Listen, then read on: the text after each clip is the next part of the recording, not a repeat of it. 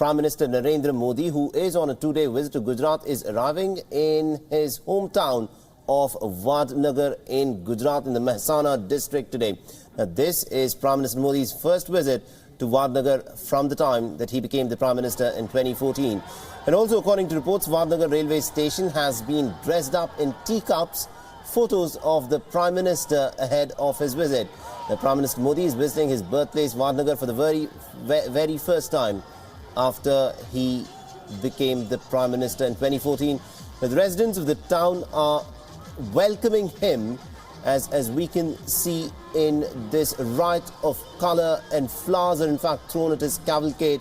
There are thousands of people who have lined up the streets in a bid to try and welcome Prime Minister Modi. And he's of course not disappointing the people who've come to see him. He is standing on the footboard of the car, waving at the people, the thousands and thousands of people who've lined up the streets in a bid to welcome Prime Minister Modi as he makes his way to his village, to his hometown of Vadnagar for the first time after having become the Prime Minister.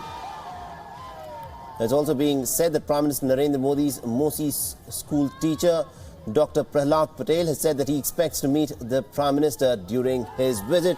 Now, this visit is very crucial because remember, Gujarat is to go for polls in just a couple of months from now, and to discuss the implications and as to what is the significance of Prime Minister Modi's Gujarat visit, we're joined in by our National Affairs, Political Affairs editor Kartikeya Sharma.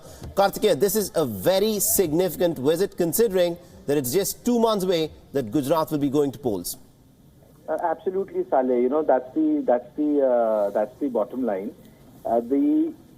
The publicity, the organization, the rallies, the visiting points, they have all been arranged in a way that it's almost like you kickstart your election campaign. Though the schedule has not come, it's not an official election campaign, but it is being witnessed in past 10 years that you have a pre-election schedule campaign and then you have an election campaign. I remember in 2007 and 2012, Narendra Modi had almost campaigned for a year in Gujarat.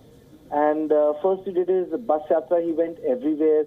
And then he did a different sort of a campaign where holograms were sent to every nook and corner. That was the assembly election, when UPA was in center. Right. So obviously, this campaign has to be seen in the Gujarat context, because today, he's Prime Minister, Gujarat has sent him Delhi, Ultimately, after Morarji Desai, he has become the second Gujarati to become the Prime Minister. The father of the nation was a Gujarati. The first Deputy Prime Minister of this country, Sardar Vallabhbhai Patel, who is supposed to be India's Bismarck, if I have to put it like this, who welded the nation together, was a Gujarati. It's a mercantile, basically it was supposed to, people say it's a place of, mercantile community and all that, but Gujaratis have played a, significant role in politics. Absolutely. So Modi understands the importance of Gujarat in the national plaything. Because if something happens in Gujarat, the whole script of Narendra Modi will go completely haywire. It will impact all 4 elections, Madhya Pradesh, Chhattisgarh, Rajasthan and Karnataka. Anyway, BJP is on a very weak wicket in Karnataka. It will have a terrible impact on all the other 3 states. So Gujarat is important. Yes, that's exactly where I wanted to ask you my next question, Kartikeya. Now, considering that Prime Minister Modi is no longer now based in Gujarat, he is of course the Prime Minister, from the time that he's moved away from 2014, do you think the BJP has really weakened? Because if Prime Minister Modi were to go and campaign there, people will still vote for him.